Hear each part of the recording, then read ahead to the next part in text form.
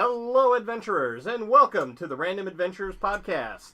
I'm your host, Nate, and I'm here in the studio with Ranger Liz. Hello. Lich Lord Bryan. Hello. Mike. Yay. And Carolyn. Thank you for that lovely introduction. Mike and Carolyn are two new commentators who will be joining us, hopefully permanently, but we'll see. Semi-regular basis. Semi-regular basis. If anyone's been here at the beginning, we were discussing them being here before. Well, we finally now have them. Yes. Yay. Yay! Yep. We'll be working on their titles later. Like yours. Yeah, you Yes. still need a title. I still need one. I heard somebody was offering GM. You were mentioning that before, but no. You're not even the current GM. That would go to Mike. Yes. Although that could be going to me after this election. But It's only a temporary game, Nathan. Like 3 weeks worth of gameplay. Okay, yeah, true. or I could just kill you again in the next session. Anyway. So, We can build a fort of his bodies. as promised, this week... Are you gonna do that the whole podcast? No. Good. And this week, as promised, it's a trap! We're going to talk about springing traps. And most importantly, springing them on your players. And making fun traps, because no one wants a boring old same trap that they've seen every other campaign. Oh, look, that brick looks funny. Let's step on it. Oh, it must be a trap. Yep. Of course, my favorite conceptual trap came from a meme video I saw on the Great Hive of Scum and Evil. This is board for traditional games. It is the word overthinking placed upon a wall, thus causing the party to come upon it and immediately begin overthinking the trap and wasting a whole bunch of time pondering what overthinking might just mean. Of course, when it comes to traps, Ranger Liz has come up with one that was insidious and devious above all others. Well, you remember it mostly because you fell into it. That trap actually slipped my mind. But I was coming up with a dungeon to pretty much punish my players for not working together. And one of my traps that... No, you guys never work together. And so I was trying to weed out the ones that weren't working together. One of which happened to be Nate, because he had a tendency to charge ahead of everybody else and start doing things before everyone else got there. Apparently, me and Carolyn worked together really well that Yeah! campaign. It was the first 4E adventure she Yeah, did. you guys were We were the only ones that actually worked together. Everyone else was trying to kill each other. So, Nate's character, as usual, charged ahead, and he came upon an island because the room was filled with water, and he came to an island. It was nice and pleasant, and he noticed that he was feeling sleepy, and he failed his will. I don't even think he even bothered making a will save on that one. He just decided to sit down and wait for everyone else to catch up with him, and fell asleep. And that's when the gators came. Dire gators, normal gators. And put it this You way, almost died. I Captain think there was Hook something else killed you. would have been terrified. Yes. So that was an interesting magical trap that stuck in his mind because he's the one who fell into it. That one actually slipped my mind because I was trying to come up with various ways to kill everyone, and even various ways just to freak everyone out, even though nothing was going to happen to them. And of course, when it comes to interesting puzzles and traps, Mike, you've brewed up a few of your own that are worthy of horror stories. I've only thought of a couple. But I'm sorry, I was trapped in overthinking because he said so I wasn't really paying attention, so I'm sorry. But, yeah, most traps, as I come up with, is always before we start the game. What's the entire table talking about? Oh, I'd rather face this instead of this. Oh, I'd rather do this. How come the game can't go this way? And then you just twist just the smallest detail here the craziest detail there. Put it together. Oh, look. We're facing fluffy bunnies. Because Sorry, someone everyone. wanted to face fluffy bunnies. And then they turn into, oh, look. It's not exactly fluffy bunnies anymore. Because someone decided, oh, let's feed them carrots. Because there are carrots nearby. Hey, the person who fed carrots is not here. Yeah. No one at this table decided to feed them carrots. But the carrots were there. Yes, we kind of thought that there was the thought that those are some things the caretaker gave them to keep them, in line. Exactly. Explodey bunnies. Evil, evil, explodey bunnies. Evil Well, they explodey didn't bunnies. even become splody bunnies until someone hit them with an elemental weapon. Yes. So that meant, oh, someone's using a fire sword. Guess what? They absorb the fire.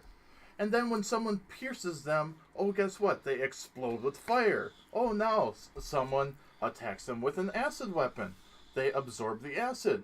Someone pierces them. They explode with acid damage. So what would happen if somebody slashed them? I think that would count as a piercing. Yeah. Slashing is kind So, of... slashing, You're piercing. Anything other than bludgeoning. That the only way to kill them without them exploding and causing massive damage over everyone would have been to attack them with a hammer or a club. See, I had a hammer, but that hammer had elemental damage tied to it. Yes. Yes. And then Here's the absorb question. that damage. Here's a question, though. If I had hit it with the hammer, and the damage from the hammer doesn't kill it, but the damage from the acid would, what would have happened? It would have still died normally. Okay, But- so it because it's all considered to be part of the bludgeoning attack. Correct. Okay. But seeing how someone threw a shuriken at it, which only needed 2 points of life left, it exploded with acid damage. It's a wonderful thing. Yes. Traps can be fun. Make them fun. Yes, traps should always be fun. Just avoid the rabbit traps. Yeah. And traps can lead to some pretty funny moments. Mm-hmm. Just remember not to overdo the traps. Use the valve approach. A head crab in every vent is not scary, but a head crab in every third vent is scary as hell. So yeah, just don't use a trap in every door, because then the players just go, okay, we go to check the door. Okay, I check for traps, disarm the trap, open the door. Next door, check for traps, disarm the trap, open the door. That's why I think some of the best traps are presented as just some of the most innocuous things, or as puzzles, so that the group has a riddle to solve involved in their trap. Well, the only thing I dislike about some of like the puzzles and riddles is when those puzzle or riddle is based on something from pop culture. Two 'Cause doors. No, One no, no, leads no, to no, your no. death. One leads to further in the maze. That's not the thing I was talking about, because I remember Mike in one of his campaigns used the trap from Legend of Zelda, the maze route where you go north, west, south, west. That thing from the original Legend of Zelda, but I hadn't played Legend of Zelda yet, so I didn't know that one. I remember that. Actually, all you had to do was turn 6 times. I thought it was the Konami code. Yeah, it was the Konami code. It was some. It was... Up, Yeah, up, it- down, down, left. It was right, something left, like right. that, and but if make sure if you're going to use anything from pop culture, your players make sure everyone's played it. But that was the whole idea, because not everyone played it. So it's Or- like, half the table might understand it, the other half might not, and Make sure hope- at least one player has played it. I don't know, man. I think possibly one of the best things that you could do is the Pac-Man maze, and the players don't realize that they're in Pac-Man until halfway through the game. And Pinky comes after them. Oh my goodness. I am getting inspiration. So, So am I. and this is why I was afraid to have him on the show earlier. But yes, there is a ton of good inspiration out there for traps. Like the old classic riddle of there's 2 doors, and the magical door knockers will answer you one question between the 2 of them. How do you decide which door you can safely go through, and which door will kill you. See, I love the order of the sticks method for doing that. I can't remember exactly what they did, but they got it somewhere to terrify both of them into telling them the right way. And then when they encountered them again, they just were so terrified that they just said, no, go that way, go that way, go that way. Intimidation can be a very good skill. Yes. Yeah. And also, when you have puzzles, you might have one correct answer in your head, but don't just limit yourself to that one. If the players come up with a really cool and inventive way to get around your trap That you think might be able to work. that does seem plausible, or yeah, Let them have it. let them have it. Yeah, exactly. In fact, sometimes you might not even come up with a solution yourself. Just let the players God, come up with one. Don't come up with a trap if you don't have any solution for it. No, don't make it impossible. Just don't come up with a set plan in your head. Let your players come up with a set plan on how Or to deal with it. come up with a few set wrong ideas and take Yeah. whatever third idea they come with as the right idea. I've had something simple as you have 3 doors. You have a left one, the one in the middle, the one on the right. Which one's the right door?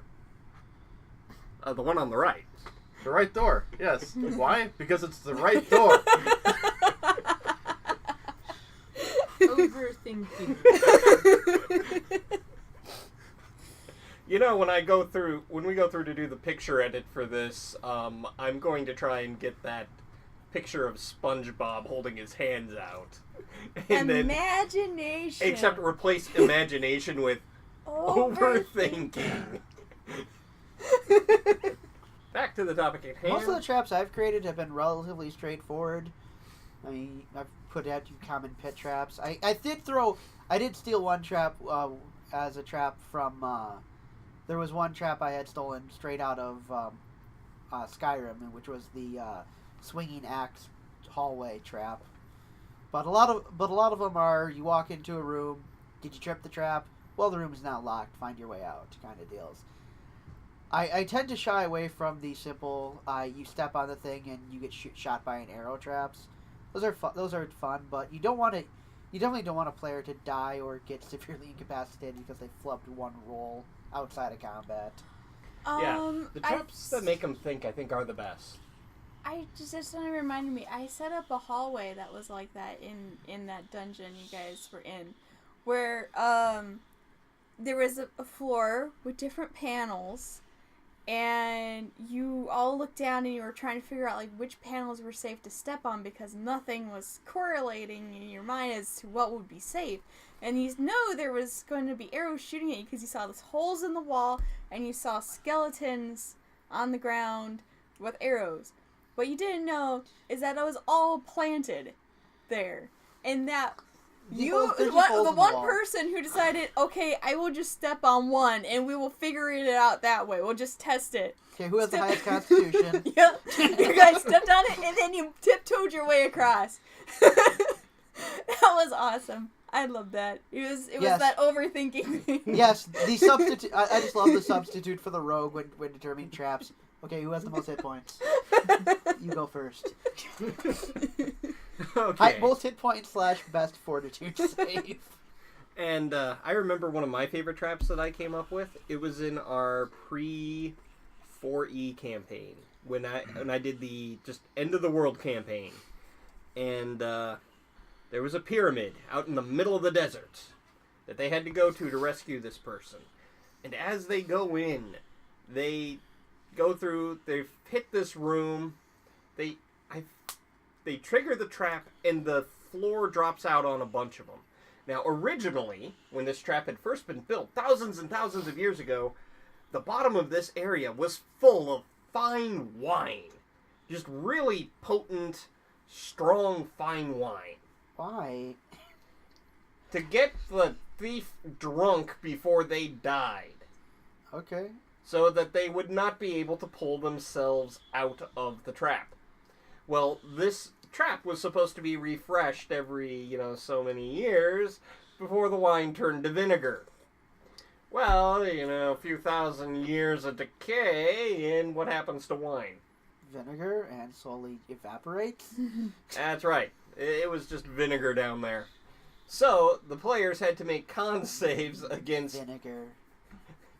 against swimming in vinegar and getting basically just knocked out from the fumes and drowning in vinegar and After a becoming few pickled. thousand, if it's 1,000 years, I mean, a lot of liquid might have evaporated off, though. Yeah, it was sealed pretty tight. Okay. The idea was, though, is that, if you died, you'd be pickled in a mummy. Okay. Yeah, but you would think that the smell of the vinegar would still be able to make it outside of the traps. That means you're approaching it. You're 60 feet away. Yeah. Why Oh, am I dear smelling God. vinegar? Oh, dear God, what the hell is that? Why am I suddenly thinking of Easter? See, I like traps where the players don't necessarily know that they're in a trap. I had come up with a trap. I wanted to use it for something. I could never figure it out when I was going to use it. But it'd basically be a hallway that the players walk down. And there were two parts to the trap. One, there was a spell on the hallway where once you got to a certain point of it, you'd be transported back to the beginning of the hallway. Okay? But you wouldn't notice. You wouldn't necessarily notice you got transported. So you'd be walking down, and you'd be walking down, and walking down. It's like, God damn, how long is this hallway? But the other part of it is in order to keep the magic, alive, every time you got to the beginning of the hallway, it stole a little bit of your vitality to power itself. It powered basically on people walking through it. So as you keep walking down it, you'd be getting more and more weaker and weaker until you might not be. And if you just kept on pushing, you'd die in that hallway because as you just can't go on any further. Yeah. However, if you stopped in the middle of the hallway and didn't keep walking, after a certain point, the transporter part would wear off, would run out of juice, and you could just walk further down.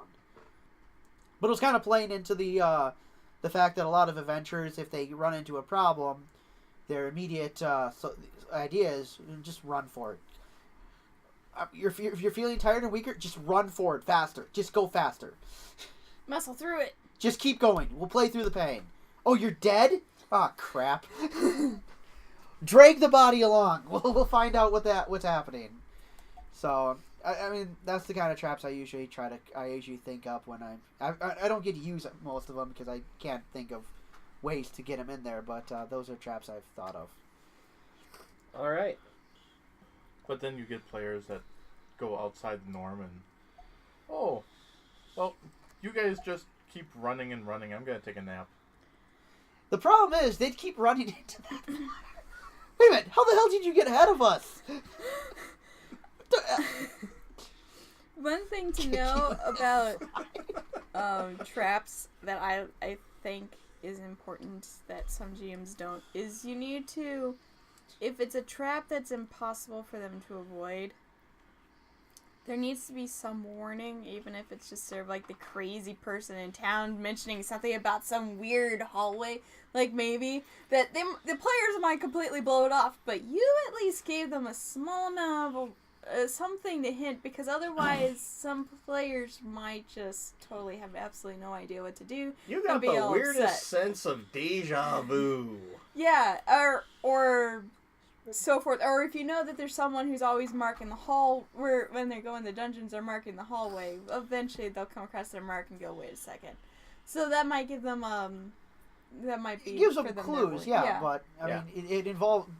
But at the time, we didn't have anyone who'd be marking the hallways. Yeah. The group as I saw was just the run forward type group where, there's a problem, just run forward. So I mean, you don't have to, but sometimes I think it's a good idea, like, give them some hints, but you can also give them wrong hints in doing so, like I did with that hallway. It was a trap before, but it wasn't a trap anymore. It was just a hallway now that somebody... It's what the traps in the beginning of Raiders of Ark should have looked like. Yep. That was the true treasure in that area, the fact that these have working traps after 1,000 years. Yep. Well, The ropes are still there? I think that'll bring this week's podcast to a close. I have one more thing to say about traps. make sure that whatever trap you're using makes sense to the person who built the thing. Yes, make sure it fits with the campaign. Don't just throw in some... The technology-hating barbarians are not going to have a complex mechanical trap. Nope. Oh, yeah.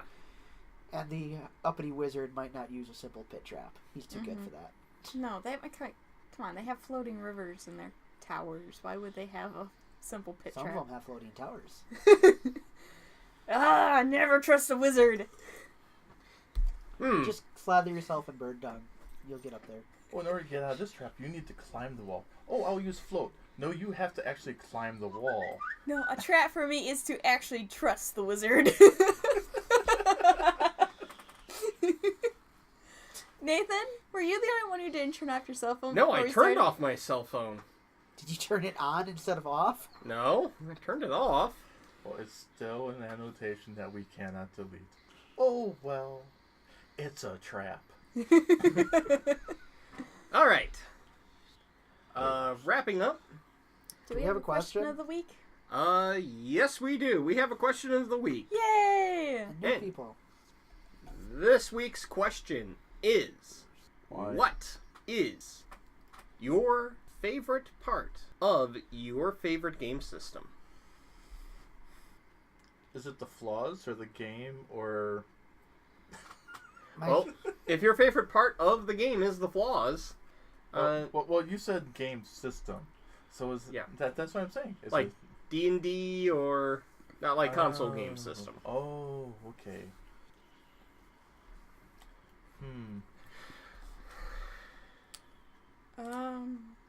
For this I actually have to figure out what my favorite system is, so you're gonna have to give me a moment. All right. Well, for me, it's any system that you can create a background that doesn't have a storyline that you have to follow. I mean, for me, I enjoy D&D and Pathfinder because the system around it, you can always create your own story behind it. That you don't have to, if you don't want to follow, this is this campaign storyline that you can buy, or this is this adventure you can buy. You can actually create your own system, where in other games, it's already preset for you. Like, here's the world you're in. This is this, and this. Whereas, So you like how modular D&D is? Yes. That kind of thing. Okay. My favorite system, I still want to go back. There's part of me who wants to go back and play it. I liked 4th edition. I'm that guy. I like D&D 4th edition. And the thing I liked about it is every class was built in the same manner. I was the person who liked that because it meant you could, because everyone's using the same basic system, everyone is getting their power level at a constant rate, so you don't have to worry about anyone outshining anyone else.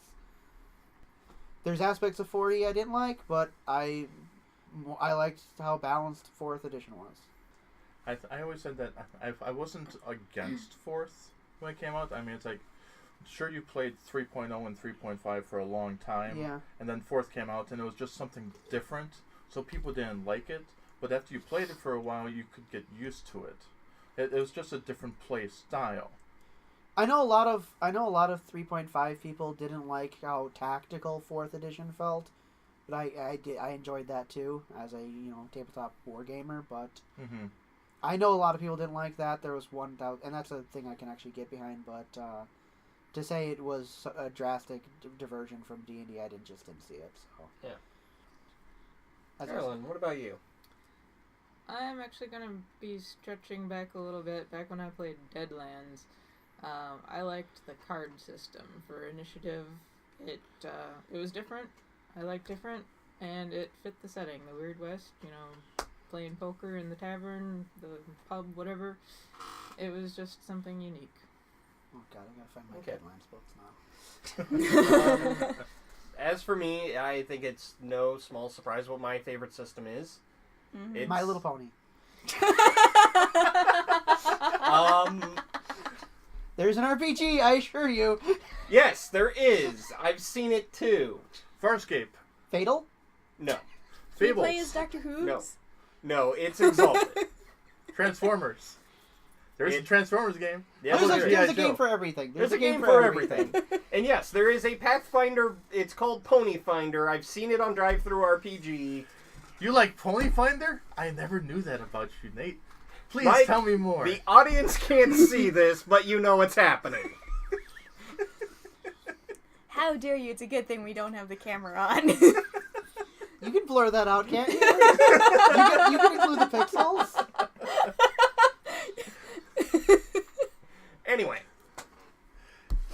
Anyway, Ranger Liz, what's your favorite My, game? well, the thing I like about Exalted is similar to Mike, but a little different. I like how you can create any type of character you want.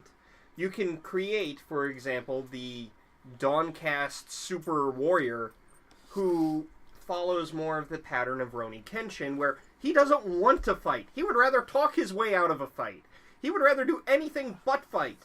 But God help you if you actually do make him fight. Is it my turn? It is your turn. Okay, well, Please tell us. I'm waiting. I enjoyed a lot of systems. I enjoyed...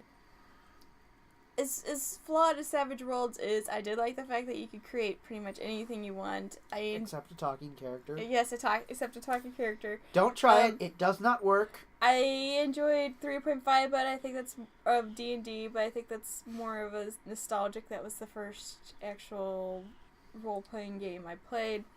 But I think I'm going to go with Shard for almost the same reason as you like Exalted, Nate. But the reason why I'm choosing Shard over Exalted is because I feel as though the things that you can make your character isn't necessarily as tied into the game itself or the world itself. So, kind of with Mike, I could actually just take all these characters and put them on a completely different world. There's nothing in here actually tying them into the Shard world. Well, except maybe some of the weapons, but you can change up the weapons and so forth. Oh, yeah. The weapons you can just refluff, really. Yeah. Yeah. I mean... Instead of it being made of crystal, hey, guess what? It actually is made of steel. So... And it shoots marshmallows. You could do that, and I feel as though with the character creation, they were... I don't know. For me, when I ran 4E, I got you guys role-playing at the table a little bit. That was nice. When I ran the Shard game, I noticed everyone was role-playing at the table, and I really enjoyed that. Yeah. I enjoyed the Shard system, even though it was a dice pool system. I normally don't enjoy dice pool systems, but I did enjoy that one. I would like to enjoy Exalted, except for the fact I feel like you need a PhD to build your character at times. It's just way too much. Because of how involved the system is. It's just it's way too much. I think it's more restricting. Whereas Shard, I think the reason why you guys seem to have enjoyed it and roleplayed is because it wasn't quite as restrictive. So, I don't know. So, basically, Brian, you're saying the player needs three dots in a cult in order to get into Exalted. In order to build the type of character you want and be effective, yes, I do. I do feel like you need to have a deeper understanding of the system in order to really make your character concept come out. And it's not just like three dots in a cult. You actually need 3 dots in a cult. I need 3 dots in a cult. That's what I said. Not my character needs it, but yeah. I need it. That's what I said. That the player needs 3 dots in a cult. There's just because of the way the system's designed to combo into things. It's like getting good at a fighting game. You gotta learn the combo. You gotta learn how to do the combos and just learn how to execute them properly. It's just I just don't enjoy that. So I will go on the record and say that I did acquire the latest leak, supposedly, that came out of Onyx Path. I'm doubting it's a real leak, just because I honestly don't see them leaking anything intentionally at this point, and I severely doubt their security is that piss poor. That said, they were using Google Docs to do their playtest manuals, but then again, those are the playtest manuals in the alpha phase of the game. Supposedly, the final pre-formatting version got out, so I don't know how much I trust that, but I did download it. Which basically means they let it out and they're saying, oh no, it was a leak. But we won't tell anyone that you actually got it. Well, no, I downloaded it from the Hive of Scum and Villainy. That still doesn't mean anything. But Yeah, I don't, like I said, I don't know if it's a real leak, if it was an intentional leak, or if it's somebody who, on 4chan, made it up and... Never trust Reeks. good job! I like it. Never trust leaks. Never trust. Yes, leaks. Yes, so is the leak, I opened up the faucet? Or is the leak, oh look, water spraying everywhere? Yep. And never trust 4chan. Well, this has been Nate with the Random Adventurers. We thank you all for watching. And find out what I tell you not to trust next week. And just remember, don't kill us. We're the PCs, gosh darn it.